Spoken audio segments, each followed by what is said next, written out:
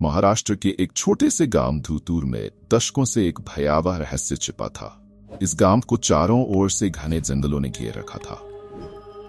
इन जंगलों में दिन के समय तो सब कुछ सामान्य लगता था, लेकिन रात होते ही यहाँ की हवा में एक भयानक ठंडक पसर जाती थी। गांव वालों का मानना था कि इन जंगलों में एक प्रेतात्मा मोजिया का वास है, जो अंधेरे के बाद यहाँ भटकता है और जो भी उसका सामना करता है वह जीवित नहीं बचता।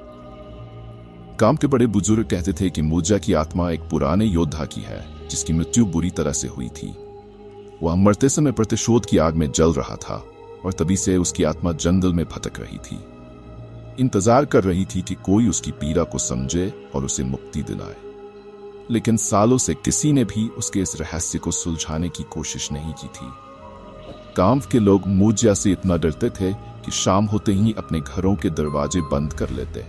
बच्चों को सख्त हिदायत दी जाती थी कि सूरज ढलने के बाद घर से बाहर निकले, वरना मोजिया उनकी आत्मा को अपने साथ ले जाएगा। परंतु समय के साथ साथ युवा पीढ़ी ने इन बातों को केवल पुरानी कहानियों के रूप में लेना शुरू कर दिया। इसी गांव में अर्जुन नाम का एक युवक रहता था। वह अपने माता पिता की इकलौती संतान था। अर्जुन हमेशा से ही साहसी और निडर था। उसे किसी भी चीज का डर नहीं लगता था। वह मोजिया की कहानियों को भी सिर्फ बुजुर्गों की गढ़ी हुई कहानी मानता था। एक दिन उसने अपने दोस्तों के साथ ठान लिया कि वह इस रहस्य का पर्दाफाश करेगा। वह जानना चाहता था कि क्या मोजिया की कहानी सच में इतनी भयानक है या फिर यह सिर्फ एक लोक कथा है। उस रात चांदनी काफी हल्की थी और आसमान में बादल छाए हुए थे। अर्जुन ने अपने 4 दोस्तों विकास, रवि, संजय और नील को साथ लिया और गांव के बाहर जंगल की ओर चल दिया।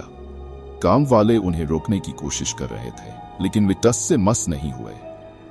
अर्जुन ने हंसते हुए कहा, हम लोग मोजिया से मिलने जा रहे हैं, देखेंगे कौन किसे डराता है। जैसे ही वे जंगल में दाखिल हुए, उन्हें अजीब सी खामोशी का एहसास हुआ। पक्षियों की चहचहाट, चिंगुरों की आवाज, सब कुछ अचानक बंद हो गया था। ऐसा लग रहा था मानो जंगल भी उन्हें कुछ चेतावनी देना चाहता हो। लेकिन अर्जुन और उसके दोस्त बेखौफ आगे बढ़ते रहे। कुछ दूर चलते चलते उन्होंने एक पुराना और टूटा फूटा मंदिर देखा। यह मंदिर सालों से वीरान पड़ा था।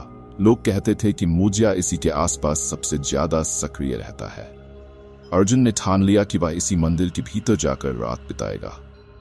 उसने अपने दोस्तों से कहा, अगर मोजिया सच में है तो उसे यहीं आकर हमसे मिलना चाहिए। मंदिर के भीतर घुसते ही उन्हें एक भयानक दुर्गंध का एहसास हुआ। चारों ओर धूल और मकड़ियों के जाले थे।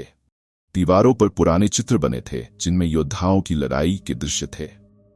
अर्जुन ने सोचा कि शायद ये वही जगह है जहां मोजिया का असली राज छिपा है। सबने मिलकर एक कोने में आग जलाई और उसी के चारों ओर बैठ गए। धीरे धीरे रात और भी गहरी होती जा रही थी और ठंडी हवा चलने लगी थी। अर्जुन ने अपने दोस्तों को हंसते हुए कहा, देखो, मोजिया अभी तक तो नहीं आया। लगता है हमें डराने वाली ये सब कहानियां झूठी है। लेकिन तभी मंदिर के भीतर से एक अजीब सी आवाज आने लगी। पहले तो सबने सोचा कि ये उनकी ही परछाइयों का खेल है, लेकिन जब आवाजें और तेज होने लगी तो उनमें से कोई भी हंस नहीं रहा था। अर्जुन ने चुप्पी तोड़ी और कहा, शायद यह हवा की आवाज है, डरने की कोई बात नहीं है। अचानक मंदिर के पिछले हिस्से से एक तेज चीख सुनाई दी। वह इतनी भयानक थी कि सबके रोंगटे खड़े हो गए। अर्जुन ने खुद को संभालते हुए कहा, चलो देखते हैं कि ये क्या है। जैसे ही वे उस दिशा में बढ़े, उन्होंने देखा कि मंदिर के एक कोने में एक साया खड़ा था। वह साया धीरे धीरे उनकी ओर बढ़ने लगा। उसकी आंखें जलती हुई लाल थीं और उसका चेहरा विकृत था। उसकी उपस्थिति से ठंडक और भी बढ़ गई थी। अर्जुन ने अपनी टॉर्च उस साये पर डाली, लेकिन उस साये की छाया जमीन पर नहीं पड़ रही थी। वे सभी समझ गए कि यह कोई इंसान नहीं था। साये ने धीरे से कहा, क्यों आए हो यहाँ?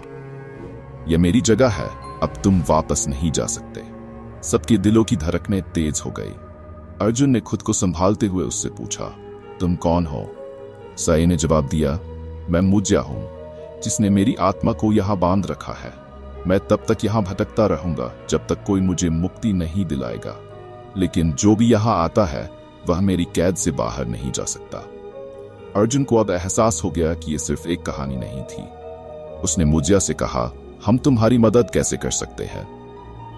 मोजिया ने बताया कि वह एक योद्धा था जिसने अपने राजा के लिए कई युद्ध लड़े थे। लेकिन एक युद्ध में उसे धोखा दिया गया और बुरी तरह मारा गया। उसकी आत्मा को शांति नहीं मिली और वह इस जंगल में कैद हो गया। उसे तब तक मुक्ति नहीं मिल सकती जब तक कोई उसकी मृत्यु की असली वजह का पता नहीं लगाएगा और उसके कातिलों को सजा नहीं दिलाएगा। अर्जुन और उसके दोस्तों ने ठान लिया कि वे मुजिया की मदद करेंगे। अगले दिन वे गांव लौटे और गांव के बुजुर्गों से मुजिया की पूरी कहानी सुनी। धीरे धीरे उन्होंने उस पुराने राजा के बारे में जानकारी इकट्ठी की और आखिरकार उन्हें पता चला कि मुजिया को धोखा देने वाले कुछ लोग अब भी गांव के आसपास रह रहे थे। अर्जुन ने गांव के लोगों को इकट्ठा किया और मुजिया की कहानी सुनाई। उसने उन धोखेबाजों को बेनकाब किया और गांव वालों ने मिलकर उन्हें सजा दी। जैसे ही सजा पूरी हुई, मुजिया की आत्मा को शांति मिल गई। उस रात अर्जुन ने फिर से मंदिर में जाकर मुजिया से विदा ली। मुजिया ने अर्जुन और उसके दोस्तों को धन्यवाद दिया और कहा, तुमने मुझे आजाद कर दिया, अब मैं शांति से जा सकता हूँ। इस जंगल में अब कभी कोई आत्मा भटकेगी नहीं। इतना कहकर मुजिया का साया धीरे धीरे गायब हो गया और मंदिर के चारों ओर एक अद्भुत शांति पसर गई। अर्जुन और उसके दोस्तों ने राहत की सांस ली और गांव लौट आए।